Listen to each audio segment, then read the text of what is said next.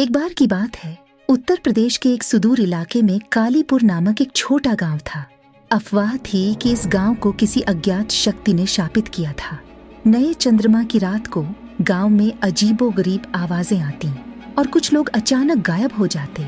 राज, एक उत्सुक और बहादुर युवक, इन अफवाहों के बारे में सुनकर कालीपुर जाने का निर्णय लेता है।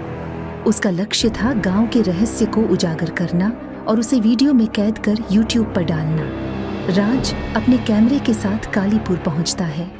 दिन ढलने के साथ ही गांव में एक अजीब सी शांति छा जाती है। गांव के बीचों बीच खड़े एक प्राचीन मंदिर के पास पहुंचकर राज को ठंडी हवाओं में फुसफुसाहटें सुनाई देने लगती हैं। उसे जल्दी ही एहसास होता है कि वह अकेला नहीं है। पीछे मुड़कर देखने पर उसे अपनी आंखों पर विश्वास नहीं होता। एक पारदर्शी आकृति जिसकी आंखें गहरे लाल रंग की थीं, उसे घूर रही थी। राज भागने की कोशिश करता है, लेकिन जैसे ही वह मंदिर से बाहर निकलता है, उसे लगता है कि गांव के सभी मार्ग बदल गए हैं। वह जिस दिशा में भी जाता, उसे वही प्राचीन मंदिर दिखाई देता। उसे एहसास होता है कि वह किसी अदृश्य बल द्वारा बंधा हुआ है। अचानक वह पारदर्शी आकृति फिर से प्रकट होती है। इस बार उसके हाथ में एक पुरानी किताब होती है। आकृति फुसफुसाती है, कालीपुर का रहस्य इस किताब में छिपा है।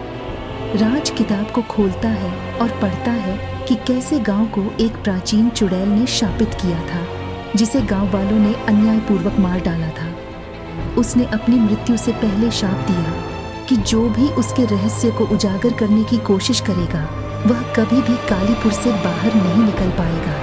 राज अब समझ जाता है कि उसे इस शाप को तोड़ने का एक रास्ता खोजना होगा।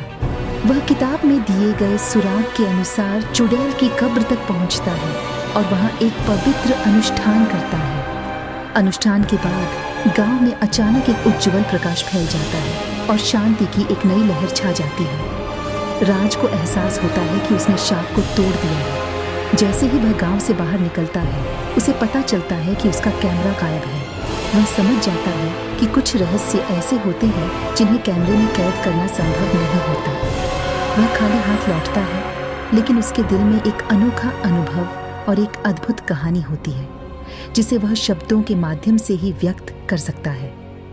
और इस तरह कालीपुर गांव का रहस्य एक किंवदंती के रूप में रह गया, जिसे सुनाने और सुनने वाले दोनों ही कभी नहीं भूल सकते।